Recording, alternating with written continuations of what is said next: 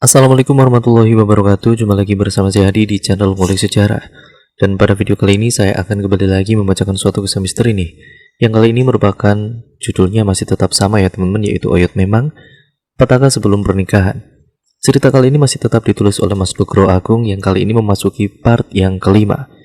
Jadi untuk kalian yang belum menonton part sebelumnya, saya sarankan untuk kalian menontonnya terlebih dahulu agar kalian mengerti keseluruhan alur ceritanya dari awal sampai akhir. Yuk, daripada kita penasaran bagaimana ceritanya, kelanjutan ceritanya tentunya, mari kita langsung saja menuju ke ceritanya. Perhatikan baik-baik, karena ceritanya akan segera saya mulai.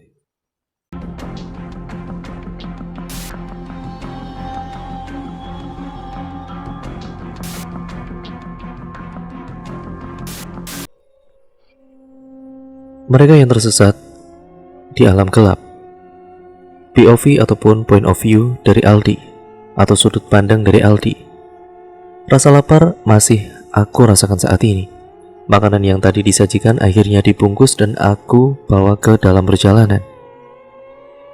Aku tidak tahu dengan apa yang orang dewasa ini pikirkan. Malam sudah selarut ini, bukannya istirahat, mereka malah nekat kembali ke kota Bahari. Aku sangat paham dengan ekspresi yang ditunjukkan Mas Agung. Aku sendiri saja sampai kaget karena keputusan yang mereka ambil. Tapi mau bagaimana lagi, aku hanya bisa ikut saja dengan ketentuan mereka. Apa daya aku sebagai satu-satunya anak muda yang berada di mobil ini.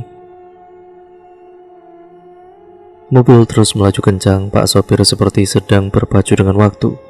Beberapa kali Mas Min menawarkan diri untuk menggantikannya, namun malah ditolak. Dalam hati aku kagum dengan kondisi tubuh Pak sopir yang kuat sekali. Padahal tadi makanan yang diambil hanya sedikit, hanya segelas kopi yang dihabiskan. Setelahnya kami semua malah berpamitan untuk kembali menuju ke kota Bahari. Rasanya tubuh ini ingin sekali merasakan dekapan kasur empuk di rumah. Rasa begal sudah tidak terbendung lagi, sampai membuat rasa kantuk hilang. Tidak kuasa rasanya untuk memejamkan mata. Kini aku berada di depan menemani Pak sopir. Sebisa mungkin aku harus membuatnya tersadar sebagai teman berbicara dalam perjalanan. Pak, nggak capek apa Pak? Perjalanan berangkat kan sudah Bapak yang nyetir. Kalau Bapak merasa capek, bisa lo gantian sama Mas Min. Ucapku kembali menawarkan Mas Min untuk menggantikannya. Tidak Mas, saya masih bisa tangani ini, jawab Pak sopir dengan wajah datar. Oh alah, ya wis kalau begitu. Memangnya buru-buru ada masalah apa Pak di rumah? Sepertinya mendesak sekali untuk kembali ya, tanyaku pada Pak sopir sebagai usaha memastikan beliau tidak mengantuk. Biasa masalah rumah tangga, kembali Pak sopir menjawab pertanyaanku dengan wajah datar yang terus menatap ke depan. Lawang disuruh nunggu sapi subuh dulu kok malah nekat Tomin. Masih pegel badanku, encokku bisa kumat nih, timbal Pak duduk dari arah kursi di belakangku. Sudahlah, tadi Pak sopir kan bilang kalau anaknya mengalami demam. Waktu sampai di rumah Mas Bambang kan beliau kan dapat telepon dari Tegal. Ya sudah, aku putuskan juga untuk segera pulang. Malah bisa mempersiapkan dagangan sesampainya di Tegal nanti, ucap Mas Min membalas pertanyaan Pak Deduluk. Lah kamu mau tetap dagang apa Min? Gak istirahat dulu, gak kecapean apa? Tanya Pak Deduluk. Ya capek Pak, tapi mau bagaimana lagi Pak De? Cicilan masih banyak yang harus ditutup. Namanya juga pedagang kecil di pasar, tidak boleh malas. Ada waktu walaupun hanya sedikit, tetap digas biar jadi uang. Ya minimal pasokan bahan aman lah dulu lah. Canda Mas Min dan Pak Deduluk memberi kehangatan di dalam mobil. Walaupun AC mobil saat ini hampir membuat kami semua menggigil. Aku kembali melihat sekitaran, lampu-lampu jalan menemani perjalanan kami saat ini. Sudah beberapa menit yang lalu kami semua meninggalkan desa tempat calon istri Mas Agung. Aku penasaran saat pagi di desa itu apakah dinginnya sama dengan desa asal bapakku yang ada di Wonogiri, yang saat orang bicara, asap putih akan keluar dari mulutnya. Deretan lampu jalan menemani perjalanan malam ini. Terangnya membuat malam terasa sore hari. Ingin rasanya membuka kaca, namun pasti angin akan dengan gampang masuk ke dalam mobil dan menimbulkan suara berisik. Pasalnya saat ini mobil berjalan dengan kecepatan maksimal. Aku bisa melihatnya dari speedometer mobil yang jarumnya terus bergerak ke arah kanan. Pak sopir, kita tidak cari pom bensin dulu, Pak. Tadi kan kita hanya mampir sekali saja loh ke pom bensin, Pak. Itu pun hanya mengantarkan Mas Agung buang air kecil. Tanyaku pada Pak sopir memastikan bahan bakar yang digunakan cukup dalam perjalanan. Tenang, kita tidak akan kehabisan bensin, masih aman. Jawab tenang Pak sopir. Serius Pak, seirit itu kah mobil ini? Bisa gitu sekali isi bolak-balik dengan jarak yang sejauh ini? Apa mungkin karena mobil masih baru? Tanyaku penasaran. Mungkin, jawab Pak sopir dengan pendek. Karena aku penasaran, aku memastikan untuk melihat status bensin di layar speedometer. Dan benar saja, bensin masih belum habis, masih tersisa separuh. Setidaknya itu yang ditunjukkan oleh layar speedometer ini. Ada sesuatu yang mengganjal di dalam pikiranku sejak tadi jawaban Pak sopir selalu singkat. Terkesan tidak ingin melanjutkan pembicaraan yang ku mulai itu. Apa mungkin masalah besar sedang terjadi di rumahnya? Sampai beliau harus bergegas pulang ke rumah, sampai memacu kendaraan dengan kecepatan tinggi. Masalah apa yang sedang dihadapi? Aku ingin menanyakan, tapi kalau menyangkut masalah pribadi, lebih baik aku simpan pertanyaan yang ingin diajukan. Dik, kamu dengar gak tadi? Pertanyaan Pak D dulu menyadarkanku dalam lamunan. Wonten opo Pak D? Dengar opo? Suara mesin mobil opo? Tanyaku pada Pak D dulu. Ada suara perempuan di belakang. Mosok kamu gak dengar? Jelas banget loh. Cekikikan di belakang. Kamu lihat gak di belakang? Tanya Pak D dulu dengan muka tegang. Gak dengar Pak D. Aku juga gak melihat apa-apa di belakang kok D. Gak ada siapa-siapa tuh, ucapku menjelaskan. Halusinasi Pak D, ngantuk yo. Opo mimpi barusan? Ledek Mas Min sambil cengengesan. Alah, yang bener kalian, mosok halusinasi sih. Aku gak ngantuk babar blas loh. Dengar banget tadi jelas, ada perempuan tertawa di belakang. Ucap Adik Duluk mencoba meyakinkan. Lah, ya Aldi aja bilang gak ada kok. Aku juga gak dengar apa-apa. Udah sampean tidur aja. Seneng iki loh bikin deg-degan itu. Jangan suka bercanda kayak gitu Pak D, gak lucu. Gundulmu bercanda, aku yakin aku. Ada suara tadi, masa aku tok yang dengar sih? Ucap Pak D dulu. Wah, sama-sama. Caca enom ampun do berisik, udah malam ini kok. Gak usah ganggu konsentrasi Pak supir ini, lagi serius nyetir loh. Mending tetap fokus di perjalanan malam ini. Nggih boten Pak sopir? Tanyaku mencoba obrolan kembali. Iyo, jawab Pak sopir singkat. Sampean kenapa Pak? Dari tadi kok jawabnya singkat-singkat kalau diajak bicara loh. Sini gantikan kalau sudah lelah. Jangan dipaksain Pak sopir, timbal Mas Min. Tidak apa-apa, saya baik-baik aja kok. Jawaban singkat Pak sopir kembali terdengar. Kami semua akhirnya kembali terdiam. Kini aku sibuk dengan makanan ringan yang dibawakan Mas Bambang. Makanan ringan ini sepertinya kurang nendang. Sebelum jalan ke Banjarnegara, Mas Agung sempat bilang, keluarga Banjarnegara sudah menyiapkan soto khas Sokaraja. Andai Pak sopir tidak ada urusan mendadak, mungkin saat ini aku sedang menghisap rokok lantai 2 rumah itu. Karena kekenyangan dengan soto yang aku makan sebelumnya. Saat dibayangkan sepertinya nikmat sekali. Sayang semua harus ditinggalkan gara-gara ada urusan mendadak seperti ini. Ya beginilah sebuah perjalanan kadang tidak sesuai dengan apa yang kita harapkan. Bahkan kadang tidak sesuai dengan apa yang sudah direncanakan. Aku kembali lagi menatap ke jalan yang saat ini sedang kami lewati. Ada sesuatu yang terasa aneh sekarang. Sejak kami melakukan perjalanan tadi, belum pernah sekalipun mobil kami berpapasan atau mendahului mobil lain. Semenjak memasuki jalanan lurus ini, aku belum sekalipun menemukannya. Apakah kondisinya benar seperti ini? Sesunyi ini saat malam sudah larut. Apakah tidak ada warga yang pergi ke pasar saat ini?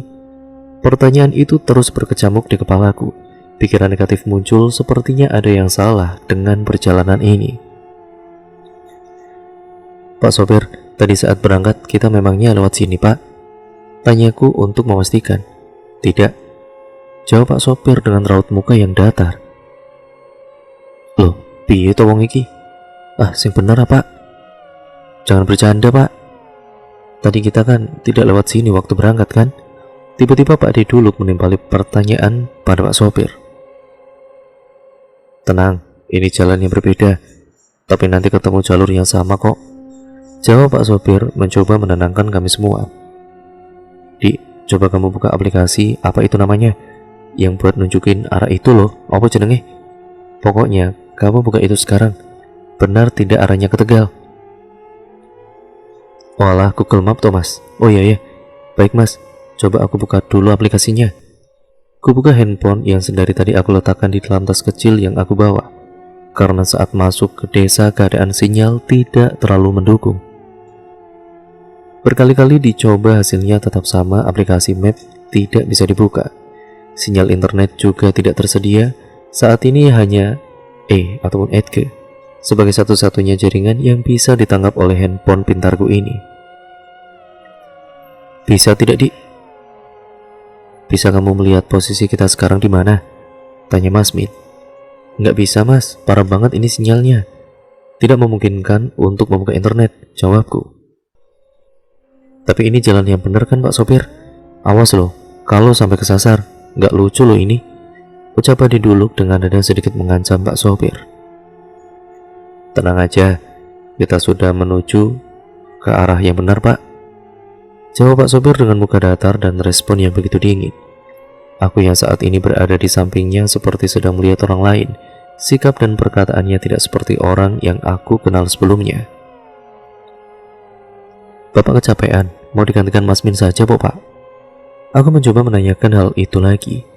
Aku khawatir kalau Pak sopir memaksakan tenaganya untuk segera sampai ke lokasi tujuan. Tidak mas, sama sekali tidak, jawabnya dengan datar dan dengan tatapan terus melihat ke arah depan. Mobil terus melaju dengan kecepatan cukup tinggi. Jalanan yang kami lewati benar-benar sangat sepi. Tidak terlihat rumah warga atau gedung perkantoran, mirip sekali saat berjalan melewati jalan tol. Yang bisa kulihat hanya jalanan dengan lampu penerangan dan sawah atau perkebunan di samping kiri dan kanan. Malam yang gelap membuat semuanya terasa sama. Kini aku hanya bisa terus percaya pada apa yang Pak sopir lakukan. Untuk itu, kami semua tidak ada yang tertidur, menemani dan terus terjaga dalam perjalanan malam ini. Sepertinya kami semua sudah jauh meninggalkan tempat awal kami berangkat. Aku merasa sepertinya sudah di Purbalingga. Sebentar lagi pasti jalan akan naik, medan yang dihadapi akan berubah. Jalan menembus perbukitan, menanjak, menurun dan berbelok-belok akan kami temui sebentar lagi. Dari kejauhan sayup-sayup aku melihat cahaya terang yang melaju dari arah berlawanan. Akhirnya setelah sekian lama perjalanan, aku melihat mobil di jalan yang kami lewati ini.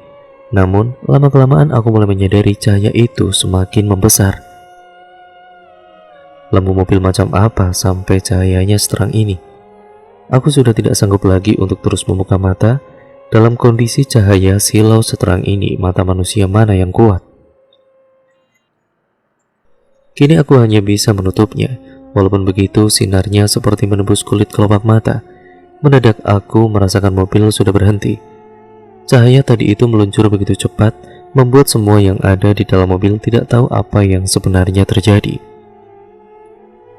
Saat kembali kubuka mata, warna hitam menjadi hal yang dominan. Penglihatanku berangsur membaik dari bias semua yang kulihat, menuju bentuk yang benar-benar jelas terlihat. Kali ini ada hal yang ganjil yang telah terjadi. Loh mas, kok kita ada di sini mas? Pertanyaan itu muncul tatkala aku melihat hal yang benar-benar tidak masuk akal terjadi. Pak sopir, kita ada di mana sekarang pak? Sebelumnya kan jalan masih terlihat lurus kan? Ucap Mas Min pada Pak Sopir. Saya tidak tahu mas, ucap Pak Sopir dengan wajah tenang, datar dan pandangan masih melihat ke depan. Nggak masuk akal ini. Loh, ini kita kok udah di depan tebing loh mas. Teriakku terkejut dengan kenyataan yang sekarang harus kami hadapi. Wah, gila ini. Kok bisa-bisanya loh kita kayak gini? Bagaimana Pak Sopir kok kita bisa ada di sini? Nyopirmu itu apa nggak pakai mata yo? Teriak Pak Diduluk dengan nada tinggi penuh emosi. Udah pada turun. Semuanya ayo keluar dari mobil. Perintah Mas Min yang segera mengambil tindakan. Kami semua keluar dari mobil, semua keluar kecuali Pak Sopir yang masih duduk di depan kemudi. Diam, masih tertunduk diam. Gila ini. Kok kita tiba-tiba ada di sini ya? Bukannya keadaan jalan tadi itu masih baik-baik saja? Aku tidak merasakan mobil melewati jalan tanah seperti ini mas, ucapku pada Mas Min. Kanan dan kiri kebun salak di. Aku cek depan barusan itu udah tebing. Bawahnya udah sungai, harusnya lumayan deras. Mas Min menginformasikan keadaan yang ada saat ini. Duh Gusti, untung gak bablas yo kita yo. Bisa ciloko kita, kalau sampai masuk sungai bisa mati. Duh. Ucap Adi dulu setengah menggerutu. Bus, bicaramu itu loh deh, kayak gak tahu di sekolah kan itu mulutnya. Timbal Mas Min kesal dengan apa yang dikatakan oleh Pak Din dulu. Ya memang gak pernah sekolah, kuli bangunan kayak aku gini kan. Bicaranya ya ceplos-ceplos, gak kayak politikus yang pintar ngomong dan suka bikin janji sama rakyat. Sudah, gak usah curhat. Terus ini gimana? Mau apa kita sekarang mas? Tanya gue pada Mas Min. Coba Pak Supir, suruh mundur aja di. Perintah Mas Min padaku. Aku langsung bergegas ke depan, mendekati pintu kemudi. Aku ketuk kaca mobil, yang ada di dalamnya itu masih ada Pak Sopir yang sedang duduk diam. Pak Sopir, bisa nggak kita mundur? Ini di depan udah tebing Pak sepertinya, bisa bahaya. Baik mas, saya coba. Pak Sopir menyalakan kembali mesin mobil yang sempat ia matikan karena panik. Posisi tuas gigi sudah dipindahkan ke mode R, mobil mulai berjalan mundur. Namun kini yang kami hadapi, mobil harus mundur dengan kondisi jalan naik. Akibatnya, mobil susah bergerak, ban selip akibat kondisi tanah yang masih basah. Pak, nggak bisa ini pak, harus mentok. Ban selip pak, teriak Mas Min dari arah belakang mobil. Ini posisi kita ternyata di bawah ya. Kita harus menuju atas biar bisa keluar dari kebun ini. Tapi ini tanjakannya panjang. Mobil susah mundur kalau keadaannya jalan yang seperti ini. Mas Min menjelaskan kondisi saat ini pada Pak Sopir. Lah terus kudu gimana ini Min? Mobil gak bisa putar balik juga, gak bisa mundur. Maju malah nyemplung sungai. Itu di depan sudah tipis banget. Duh Gusti Pangeran, aku pengen mulai. Wes kangen bojoku iki. Teriak Pak Din dulu yang membuat aku hampir saja tertawa dalam kondisi genting ini. Urus ini sek Pak D. Kita semua juga pengen pulang, kangen keluarga juga. Nggak sampean aja tahu. Timbal Mas Min sedikit kesal. Udah nih, mentok. Kita nggak bisa kemana-mana. Tanyaku pada Mas Min dan Pak D dulu. Lah itu loh, bannya selip. Nggak ada kayu berbentuk papan di sekitar sini. Nggak bisa ini. Butuh bantuan ditarik mobilnya. Mas Min kemudian menjelaskan sesuatu kepadaku. Aku hanya bisa terdiam, terjongkok pasrah di samping mobil. Mas Min masih berdiri dengan menyilangkan tangannya di depan dada. Pak Diduluk masih dengan kepala yang terus ia gelengkan. Sesekali menggaruk kepalanya, wajah kebingungan nampak sekali terlihat. Sementara kami semua turun, Pak sopir ini masih tetap terduduk di kursi kemudi mobil. Itu si sopir disuruh turun aja. Takut kenapa-napa. Aku takutnya dia menginjak gas terus mobil masuk ke sungai. Berita Pak Diduluk sembari menyalakan rokok yang sedari tadi sudah dipegangnya. Bus, deh ngomong itu yang bener lah. Dalam situasi kayak gini kok bilang gitu? Jawabku pada Pak Diduluk. Bener Dik, kamu cabut kuncinya. Kamu ajak dia keluar, Daripada bengong di dalam kayak orang linglung begitu loh, suruh Mas Min padaku. Setelah mendengar perkataan mereka berdua, aku langsung bangun dari posisi jongkok berjalan menuju arah mobil. Selanjutnya aku langsung membuka pintu depan, mengambil kunci mobil. Aku melihat tatapan kosong pada wajah Pak sopir. Segera aku tepuk pundaknya dan mengajaknya untuk keluar dari mobil. Wajah kaget terlihat saat aku menepuk pundaknya. Pak sopir akhirnya turun. Tak lupa sebelum turun, ku pastikan tuas rem ya sudah aktif, yaitu tuas rem tangan, untuk menjaga-jaga agar mobil tidak bergerak sendiri. Pak, jenengan tidak apa-apa kan? Tanyaku memastikan kondisi Pak sopir. Saya tidak kenapa-napa mas, ini saya juga bingung kok kita ada di sini ya. Saya yakin tadi jalan yang saya lewati itu benar loh mas, ucap Pak sopir. Yang paling tahu jalan kan Pak sopir, karena sudah 2 kali perjalanan sini. Kok bisa lo kesasar? Tanya Mas Min. Saya itu yakin mas, jalan yang saya lewati tadi sesuai instruksi dari Mas Agung.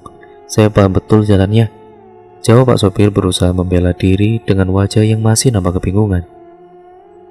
Alah ngetuprus, ya nyatanya kita semua ada di sini kok kesasar, tidak bisa bergerak, ucap Adi dulu. Apa mungkin karena perjalanan malam dan tidak ada Mas Agung sekarang? Timbalku berusaha menengahi mereka. Makanya tadi Agung sudah bilang mau diantar sampai persimpangan tidak? Gara-gara Wong Iki nolak, ya kita kesasar kan sekarang? Jawab Adi dulu yang sudah tidak bisa menyembunyikan rasa kesalnya. Tapi kalau kita kesasar harusnya kan kita menuju daerah bukit dong. Jalannya pasti naik. Kita semua sama-sama merasakan jalan yang datar kan tadi? Tanyaku memastikan, yang membuat kami semua hanya bisa terdiam dalam kebingungan. Lah terus mau gimana? Coba kamu telepon Agung di, perintah Mas Min padaku. Mas, aku habis ganti nomor. Aku belum memasukkan nomor HP-nya Mas Agung ke sini, jawabku menambah kebingungan. Lah bocah malah gak minta, soalnya aku juga gak ada nomornya Agung. Pak D, ada nggak? Tanya Mas Min pada Pak D.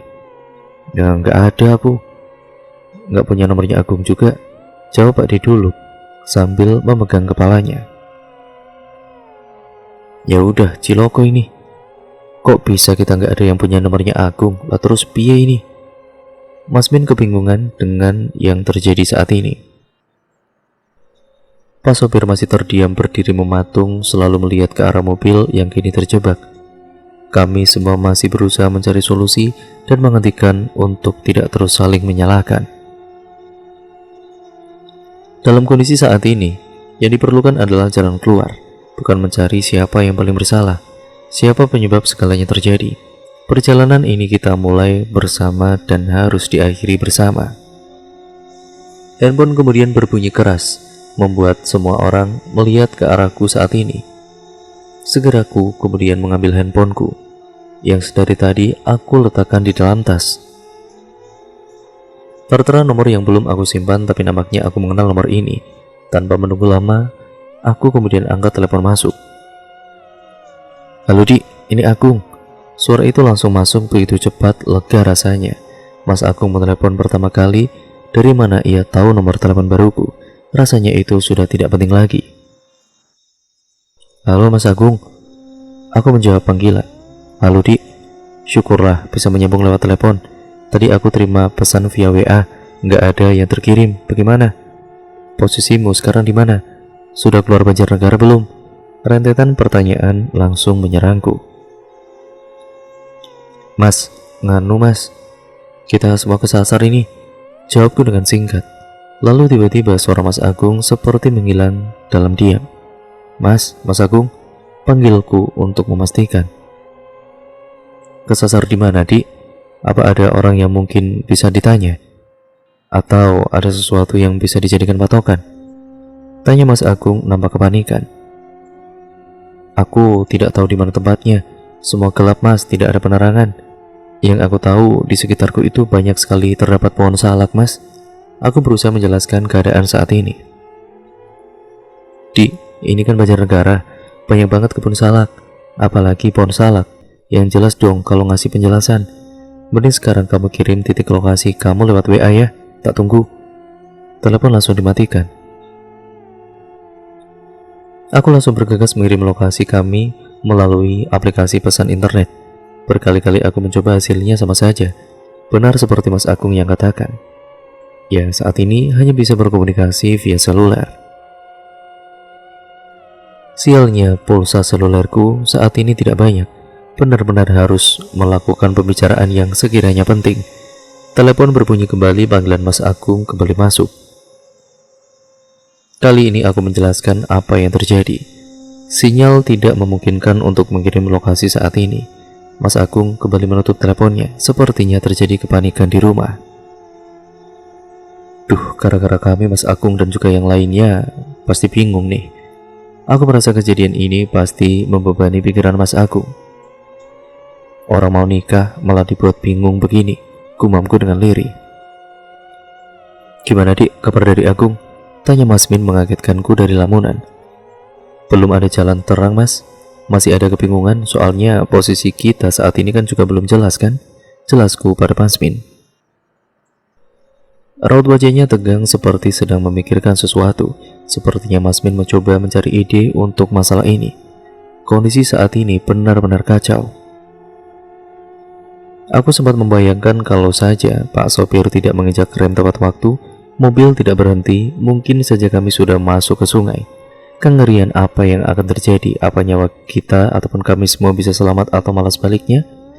Permainan apa yang sebenarnya sedang dimainkan?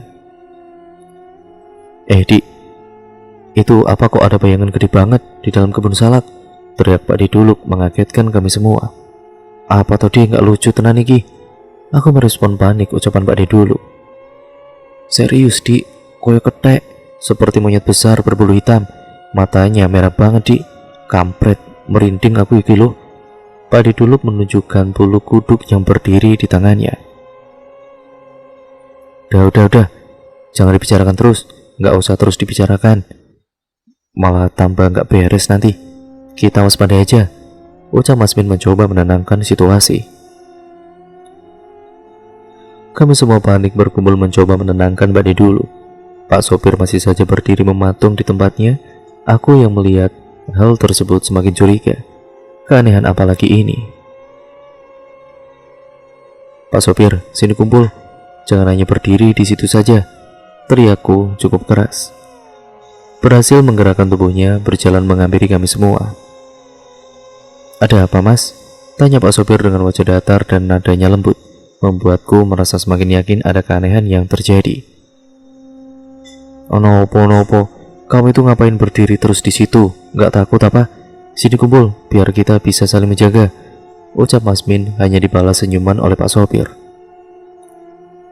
Ngapa kamu senyum-senyum? Malah senyum-senyum gitu, tanya Pak dulu. Mboten Pak, tidak apa-apa. Kini Pak sopir menjawab pertanyaan itu dengan wajah datar.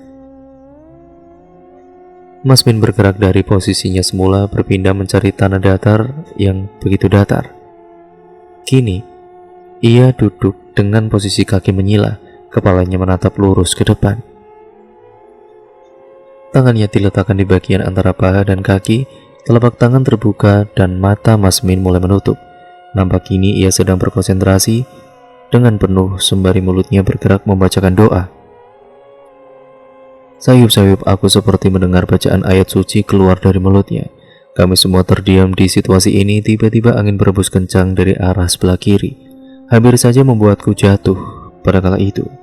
Kedatangannya cukup tiba-tiba karena sebelumnya suasana di sekitaran kami cukup tenang. Hawa dinginnya menusuk kulit sampai ke tulang. Memakai jaket setebal ini pun masih saja bisa aku rasakan. Kami semua terdiam. Mungkin ini adalah cara yang dilakukan Mas Min untuk memohon petunjuk ilahi dari masalah yang sedang terjadi saat ini.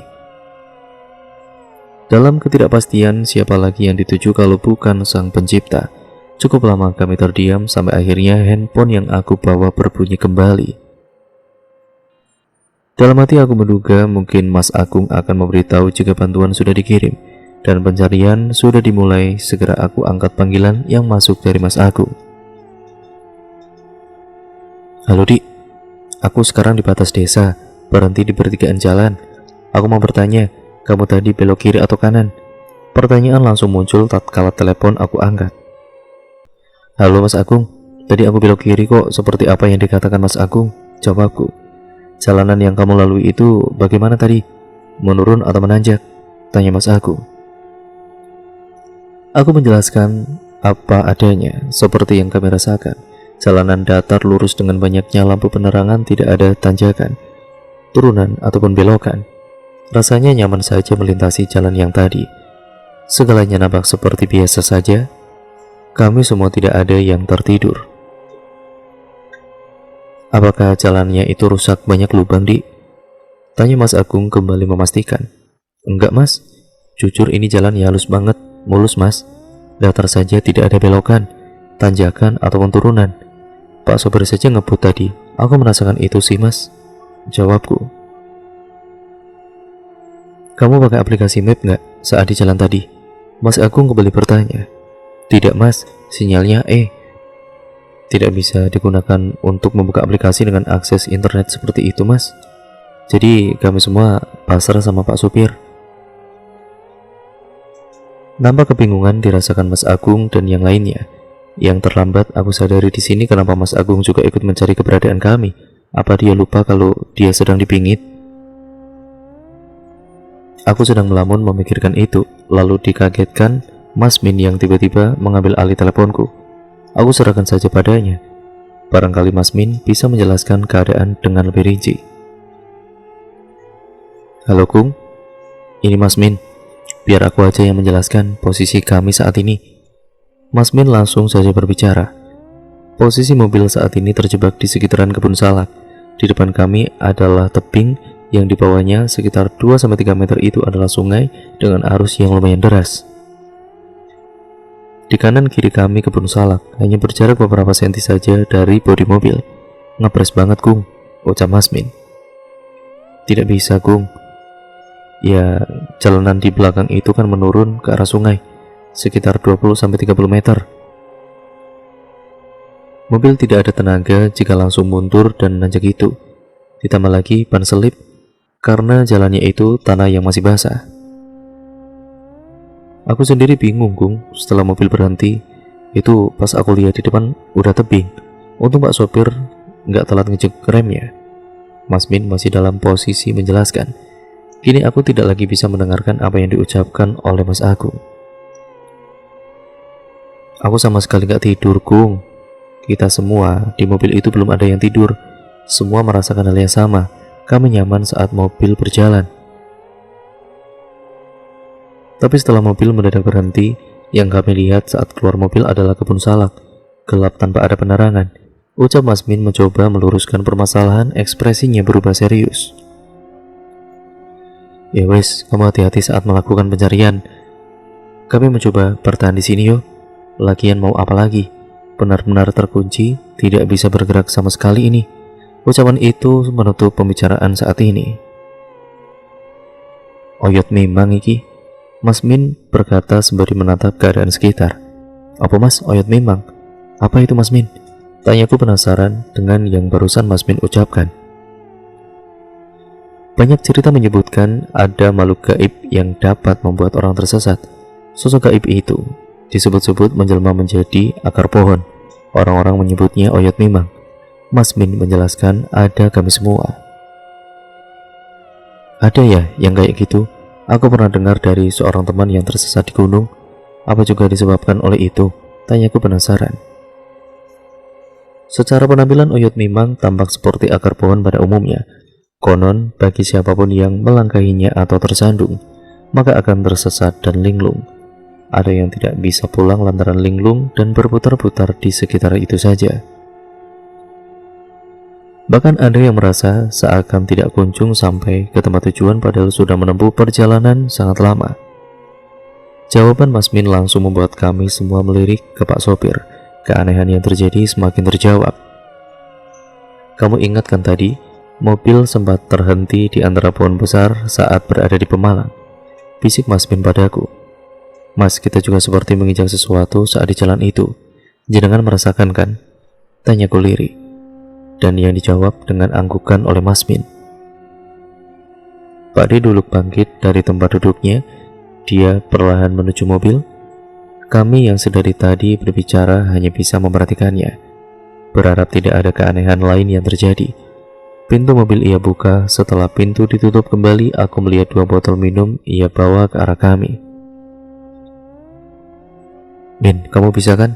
Tolong bacakan doa. Kasih ke Pak sopir." Aku juga merasa dia aneh sejak tadi. Hanya berdiri diam, ditanya baru dijawab. "Tolong sebisamu bersihkan dia dulu," ucap Pak Diduluk sembari menyodorkan 1 botol air mineral. "Lah yang satu lagi buat apa, Di?" Tanyaku penasaran. "Ya buat aku lah, kalian apa nggak haus dari tadi?" jawabnya sambil membuka tutup botol dan meneguk air yang ada di dalam botol. Sial, aku kira akan diapakan botol air minum yang satunya. Orang ini memang suka bercanda, tapi tidak apa. Setidaknya dengan adanya Pak D, ketegangan saat ini agak berkurang, walaupun kebingungan masih menyelimuti kami semua.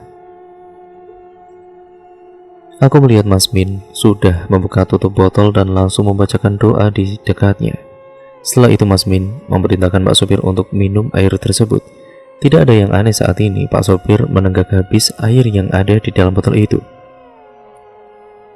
"Piye Pak, udah agak enakan?" tanya Mas Min pelan pada Pak sopir. Mas, ini aku kok kayak orang bingung gini ya Mas?" "Ada apa sih Mas?" tanya Pak sopir pada Mas Min itu. "Kesasar Pak," teriak Pak Diduluk dengan pandangan sinisnya. "Aku tadi sudah belok kiri Pak, sesuai arahan Mas Agung." "Yakin? Beneran belok kiri Pak?" ucap Pak sopir melakukan pembelaan dengan logat tegalnya. "Sudah, tidak usah saling menyalahkan. Pak sopir, yang dirasa tadi apa Pak?" "Mas, yang saya rasakan tadi, saya masih berada di jalan. Bayang-bayang perjalanan yang barusan kita lewati masih ada di pikiran beberapa waktu lalu. Rasanya perjalanan belum sampai," ucap Pak sopir. "Yo jelas belum sampai, wong kesasar," ucap Pak Diduluk yang masih tampak kesal. "Ya udah, mumpung keadaan di sini sudah cukup jelas, aku akan melakukan sesuatu." Belum selesai Mas Min berbicara, tiba-tiba telepon jadulnya berbunyi cukup kencang. "Halo Pak D, ada apa kok telepon?" ucap Mas Min setelah mengangkat teleponnya. Beliau serius sekali menerima dan mendengarkan arahan orang yang sedang berbicara padanya. Raut wajahnya tegang, namun lambat laun mulai tenang. Aku tidak tahu dengan siapa beliau berbicara saat ini. Telepon akhirnya ditutup. Kini Mas Min bersiap melanjutkan penjelasannya. "Maaf Mas, tadi siapa yang telepon?" tanyaku memotong Mas Min yang akan menjelaskan sesuatu. "Pak Desastro, Dik," jawab Mas Min dengan tenang. "Hah, Pak Desastro? Beliau sudah tahu? Sudah dikabarin Mas Agung pasti?" "Aduh, mati aku kalau sampai Bapak tahu mobil melusuk gini," ucapku kaget sambil menepuk jidat. "Tenang lo, pikirmu tenang. Iya, Mas Agung yang memberitahu. Mengenai masalah mobil, kamu tidak usah khawatir. Keadaan akan aman setelah ini," jawab Mas Min yang kini lebih merasa yakin. "Dik, aku punya ide ini. Mari kita rembukan bareng-bareng. Aku pikir keadaan juga lebih baik," ucap Mas Min pada kala itu. "Ide apa Mas?" tanyaku dengan rasa penasaran. "Aku akan ke atas sendirian. Tujuannya mau mencari pemukiman penduduk di sekitar sini. Siapa tahu ada musola. Dari situ aku bisa tahu soal posisi kita saat ini. Pak sopir, Pak Diduluk, dan Aldi bertahan di sini," ucap Mas Min menjelaskan. Min, yang serius kamu. Kita ini benar-benar tidak tahu loh lokasi. Ya semua ini kan serba hitam, gelap. Kamu tidak takut kalau sampai kesasar ke desa gaib?" Pak Diduluk berucap dengan rasa khawatir yang tinggi. "Iya Mas, nggak apa-apa kalau sendirian. Soalnya aku rasa banyak hal aneh yang terjadi. Apa yang dirasakan Mas Agung soal keanehan dalam perjalanan kali ini, aku rasakan sekarang Mas," ucapku pada Mas Min. "Desa gaib itu tidak usah terlalu dipercaya Mas. Yang paling menakutkan lagi itu kalau ada begal," potong Pak sopir yang kondisinya mulai membaik. "Gundulmu itu, lihat sekarang kita seperti apa. Ini bisa dikatakan gara-gara kita mengikuti permintaanmu loh," timbal Pak Diduluk. Sudah tidak usah saling menyalahkan, ini musibah kita hadapi bersama. Solusi yang harus kita bahas saat ini. Dan jalan satu-satunya yaitu, aku bakalan mencari desa yang ada di dekat sini. Yang di sini memang bertugas menjaga mobil, biar banyak orang juga. Aku cukup sendiri saja, biar lebih leluasa juga. Mas Min menengahi keributan yang hampir terjadi lagi. Ya udah, kalau itu maumu, yang hati-hati ya. Nanti biar Aldi mengabarkan ke Agung kalau dia telepon lagi. Ucap kembali Pak Di dulu. Ya udah Mas. Aku juga sudah bingung mau bagaimana lagi. Yang penting Mas Min jaga diri yo. Dan semoga menemukan desa atau musola. Ucapku frustasi pada Mas Min. Kami akhirnya berpisah. Mas Min sendirian berjalan menyusuri malam, mencari titik terang posisi kami saat ini. Aku dan yang tersisa terjaga untuk tetap berada di tempatnya. Semoga apa yang kami lakukan akan membuahkan hasil yang baik. Keadaan saat ini benar-benar di luar nalar. Baru kali ini aku mengalami peristiwa semacam ini. Segalanya dibuat tidak masuk akal, segalanya dibuat ambigu. Dan cerita pun akhirnya bersambung lagi ke part yang selanjutnya ya teman-teman, yaitu part yang ke-6 nanti. Nah, bagaimana ceritanya, semakin seru kan? Nah, jadi nantikan terus kelanjutan ceritanya hanya di channel ini. Sekarang terima kasih ya teman-teman yang sudah menyimak video kali ini. Jangan lupa untuk kalian like, comment, dan share. Untuk kalian yang baru mampir, subscribe channel ini, nyalakan tombol lonceng notifikasinya agar kalian tidak ketinggalan video terbaru selanjutnya dari channel ini. Ya tentunya kalian tidak akan ketinggalan tentang cerita-cerita menarik juga dari channel ini. Sekian ya teman-teman, kurang lebihnya mohon maaf, dan pokoknya tetap stay tune terus di channel ini.